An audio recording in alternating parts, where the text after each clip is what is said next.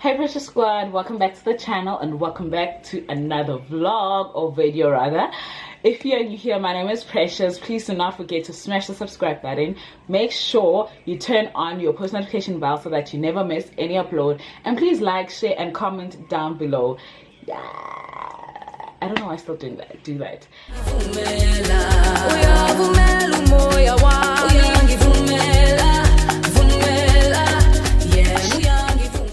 Anyway guys, I got fired. Before we get into it, I know you're like, this is the same shirt she was wearing with. Yes, I'm recording at least 3 videos today because your girl is all made up, hair done. So I mean, why not? You know, why not? I got fired.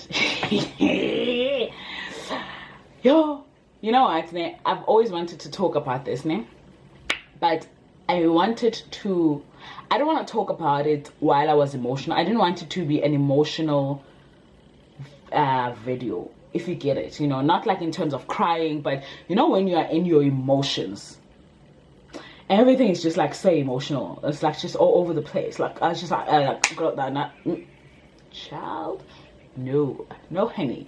So anyway, so if you don't know, I have been au pairing for a while now. Traveled to America. I did au pairing where I also studied. So I came back to South Africa, and of course let me not say there are no jobs. It's really hard finding a job. So I started au pairing in South Africa in 2019 until now. I'll tell you why I say this, but until now I am still au pairing. And I'm doing other things on the side which I am not going to share as of yet. You know how it goes, we don't announce before things actually pull up. But I am still au pairing. So I work under an agency. Actually, this is actually a good time to actually talk about this, because also I've been receiving a lot of DMs and comments on my au pairing video. So maybe let's start with that. So I have been registered under the agency Extraordinaire Au Pair. I will put it up here. I'll also put the link to the website in the description box. So I have been registered with them.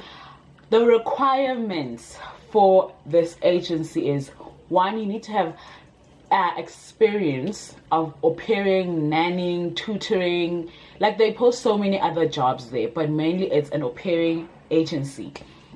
You need to have a valid driver's license, South African driver's license.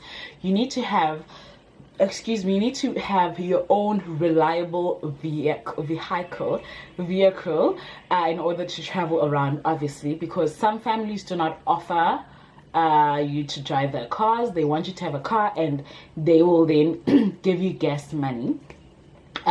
You need to live in the north area. I mean, also it depends. If you're looking more into the south, into the east, you need to be located in those areas. But I tell you that most jobs are in the north, and this is one of the other reasons why I had moved to the north.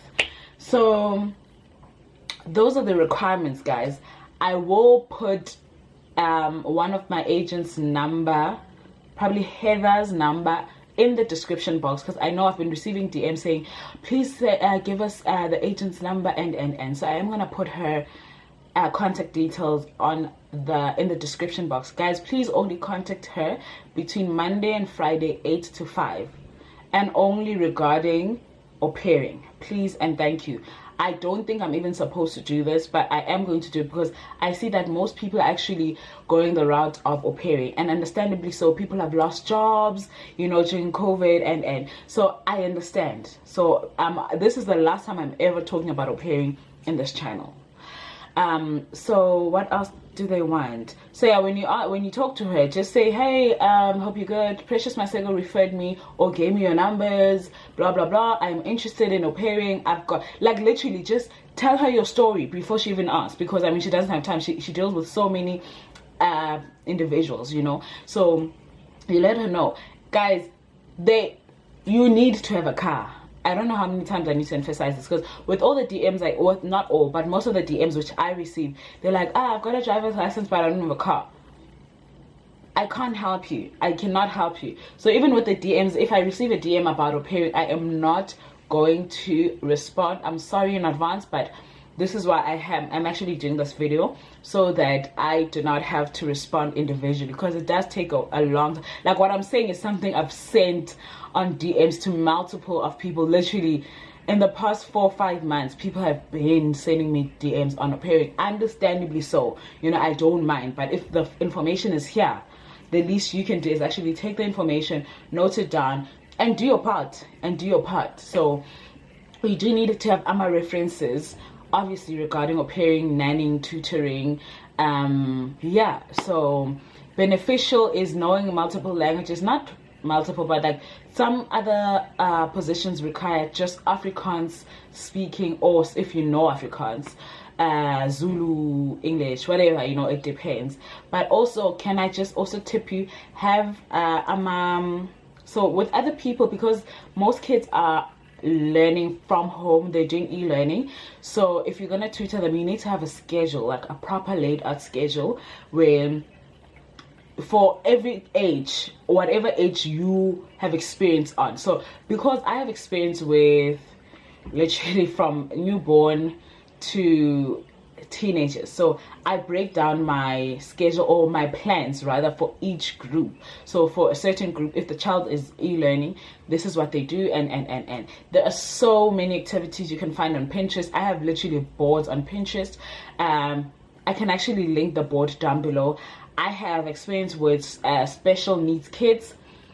There's boards there. I print them out. I talk to the parents, please print this out. Can this person do this when I'm away? When I'm here, can we do this? Please purchase this. You know, like, tell them in advance, guys. And can I tell you, and actually tip you is, what I can tip you about is, when you get there, please ask them what the expectations are. If you guys have to sign on sign black and white or whatever, please do sign. Let them know, you know what, I'm doing this for the both of us, for both parties, so that we are both comfortable and we know what we're doing. Please sign. What are your expectations from me? How do you want me to do things here? It is very important. What is it that you want me to focus on? Is it only if, for example, I've worked with families with more than one child, and they on the post they'll say you only care for one child.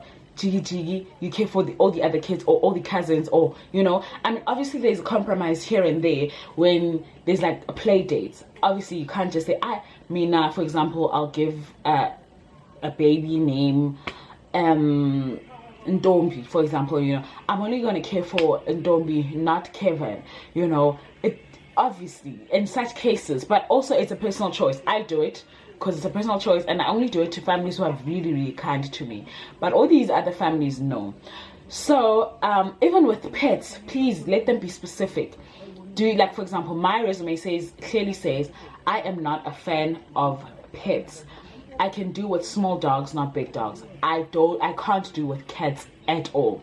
Trust me, this has been an issue.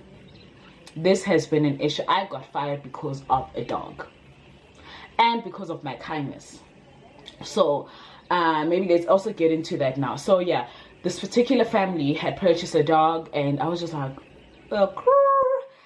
how are we going to do this, you know? Because now, one, the kids are always at school, and they're always busy. Like, the schedules are always busy. The schedules are all like they've got crazy schedules. So in my head, and then I couldn't see them maneuvering around with a pet, never mind a dog, a whole puppy. A puppy is like a newborn. But anyway, I offered to help. I was not asked to. I mean, I was asked, but in a way I had already offered, you know. I stepped in because I felt like, you know what, the kids have so much stress. So how we would do it, also I was also helping the kids to actually get used to this puppy and to know how to take care of a puppy. I've taken care of a puppy, my puppy, which ran away, or they stole, I don't know, but you get it. So in terms of like cleaning, no, I was not doing that. But in terms of washing the puppy, we would do it together. Feeding the puppy during the day when they're at school, you know, I would pitch in here and there. And then one particular day, I was moving, actually that weekend I was moving, and luckily, I don't know if I should say luckily now, but at that time, that weekend, so I used to work weekends. I was one weekend in, one weekend out, and then there were times when I would work more than 2 weekends or so. Also, guys, talk about overtime money. Write these on all the expectation lists or whatever. Write it down that if you're supposed to knock off at 5 and the parents come back at 5+5, what happens? Or when you arrive late, such things obviously, but like if they're like an hour late, what happens? Will they compensate for an hour, or will in terms of financially compensation, or say come in an hour later, right? Anyway, so where was I? Okay, so this particular weekend, actually it went back, okay, but yeah, this particular weekend, they were traveling, of which I didn't know about. I only found out probably a day before. I think they were traveling on Friday. I found out on Thursday that they're traveling for the weekend. Okay, cool, no stress. And obviously it was my weekend in, but also weekend in to care for the kids, right? So now the puppy had just had surgery. I can't remember what kind of surgery, but it just had surgery. And then they asked me to dog sit. Now, dog sitting means I have to do everything for this puppy from Friday until Monday, right? And in my understanding, I was supposed to be there 24 hours, right? But now, and then I was like, I can't, because I know I'm working this weekend, but I've already made arrangements of moving in the afternoon, like after work, because I know I'm working this weekend. So there was a bit of conflict and misunderstandings between myself and the parents. And then I was just like, I'm sorry, like I can't at this time, because it's something I can't postpone. It's the last weekend of the month. I have to move. I've already made arrangements. I've already paid the movers to come help, and I think I was actually doing the move alone at that time. Well, yeah, the move was, I started it alone, like 90% or 85% of it was done by me, just me. So you understand the stress of just having the idea of moving, and the stress of now I have to go take care of this dog. I can't. If something happens to the dog and I'm not there, I had all these fears. If something happens to the dog and I'm not there, what do you want, babe? What do you want? So I was just like, I can't. And also, moving is physically exhausting. I couldn't. So we couldn't reach a mutual understanding and agreement. So then I was asked not to come back to work. Okay, fine. We had we spoke about it, and then we decided it's best that we part ways. But also, I tell you that the dog was just a good enough reason to let go of me, and a good enough reason for me to even say, what, I love you guys, I care, but I'm tired. I did things which I was not meant to do. I did things overboard. And yeah, I'm not saying I was perfect. I had my mistakes. I mean, I'm human. I have my mistakes. And I always say that if there is something wrong you don't like, do not hold it in. Please tell me, so that we talk about it. You understand? So I think it was also a build-up of that, where they had so many issues or things which they didn't like that I was doing, but they never voiced out.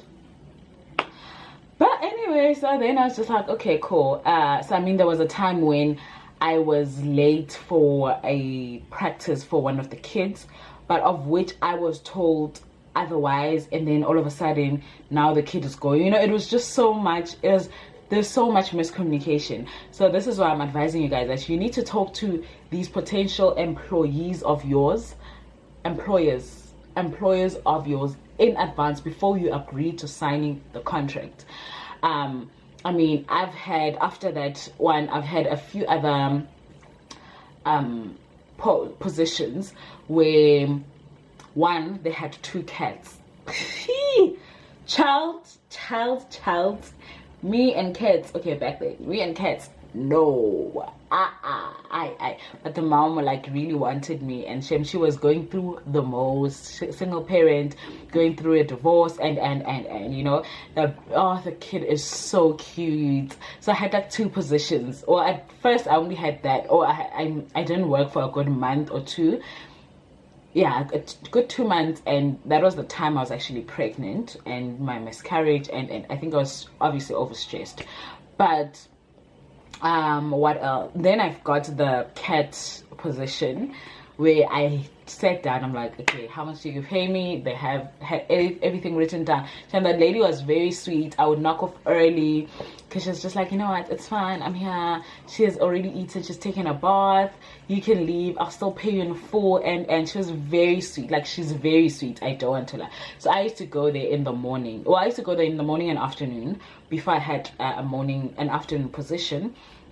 And then recently she was fired, or she lost her job. She was not fired, she lost her job because of COVID, and so obviously now she can't afford me, which I feel really sad for her because she's going through a lot already. You see, if I had the time, like free time, to say I'll come watch your kid for you, you know, or whatever, help you in whatever way, I would. But time is money, we have to hustle, unfortunately. And then I had another one where, when I say write down all the expectations of these people, guys, these people don't have time. You must be aware of that. These people do not have time to babysit you. They can't babysit their kids, so you can't expect them to babysit you. They don't have time. But it's very important to write down like, I had an incident one where my contract says I use my own vehicle, right? And so it's my basic salary plus gas. So plus gas means whatever kilometers I travel, I note them down and they reimburse me. Yo, was it not a fight when they had to do that? Like, till this day, these people have not paid me. We fought, and then this lady's like, no, but the contract says, I'm like, my agent says this is the contract and you signed it and you agreed to it, you know. So it was a whole lot. So you had to choose your battles. So I chose to just ignore it, but I know why. I know why I'm ignoring it. I don't just ignore things gaming, but I chose to ignore it, and I was like, sharp girl, sharp guy, do what you think is right. It's okay. It's okay. It's okay. Anyway, and then I think a month or a few months later, then there were complications, or not complaints rather, of this is what we expect from you. Hold up. Did I not ask you what your expectations were? You know, so this is why this is the time where you pull out that piece of paper and say, we all signed. These were your expectations, and this is what I had expected from you guys.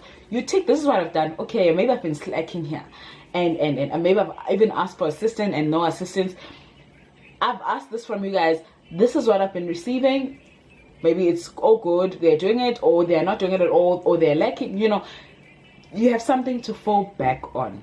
I remember this father telling me how much, unfortunately, he holds things, and when it bursts, it bursts. Unfortunately, yeah, you're working with someone who, you're talking about things as like Dala, where I don't even remember, or I don't even care of, because I thought those things have been handled. You understand? So if you're gonna hold on to, it's not gonna work out. It's not gonna work out. But this is what I'm saying, guys. When you get into this industry, you need to get in with it, knowing who you are, and also remembering that you are not family. You are not their family. You are just a mere employee. If you drop dead now, they will find someone else tomorrow. I have never taken sick leave unnecessarily, so to a point where, and I was even sick, I would even show up at work. Like, even with my previous job, I would show up at work unless like I'm like really sick, I can't, like, you know, I would show up at work coughing, not feeling. I would show up at work. Mind you guys, I am using my sick leave days when I'm not feeling okay. I report I'm not feeling okay, I'm going to the doctor. I go to the doctor, and you know, so when I say I'm taking care of precious guys this year, it's just been amazing in terms of taking care of myself. So do that, guys. Don't let them walk over you. Know your rights also, you know the rights, know your contract very well, so that when it happens, because it happens out of the blue, you don't expect or you don't see it coming, it happens out of nowhere. So know your contract, have a copy of your contract next to your bedside, on your bedside table or whatever. Like, have your contract printed with whoever, or because there are chances where you have more than one positions, you know. So have all these contracts printed out, and yeah, this will actually help you. And have a list of expectations from the family, from you, together, signed by both parties. And also have like payment dates. I've struggled with payment dates. I don't know how many times I've changed my debit orders, to a point where I've even changed it to the last day of the month, because sometimes in sometimes, you know, like, it's annoying. When for me now it's too late. So for when you start, ask them, when is your payment date? And if that date falls on the weekend, do you get it on Friday, or do you get it on Monday, or do you get it on the weekend or on the holiday? You know, like, have these conversations, because I mean, they also work, and their payment date is, if it's the 25th, it's the 25th, you know, regardless of what day it is. Some companies say, okay, if it falls on a weekend, if it falls on a Saturday, you'll get it on Friday. Some say if it falls on a Sunday, you'll get it on Monday. So you need to know all these things. You need to know the code of conduct of South Africa, and work employment code of conduct. You need to know all these, because when it comes to now negotiating, when they fire you for no reason, and I was ready to go to the CCM. I don't want to lie, I was ready, because I felt like it was an unfair dismissal. Yes, I was already tired of working there, but I mean, at the end of the day, I've got bills to pay. You know, I've got bills to pay. You can't just decide, okay, you wanna fire me and not pay me, or pay me 1 month. No. But anyway, we're not there. Yeah, guys, that is my story of how I got fired, and that's the au pairing story in general, my experience in South Africa. This is the last time I'm talking about it, and adios, guys. Don't forget to smash the subscribe button. Make sure your post notification bell is always on, so that you never miss any upload, and make sure that you like, comment, and share this video with your people. Thank you so much for coming back. I love you, and thank you so much for the love and the love you've shown me with my previous videos since I've come back.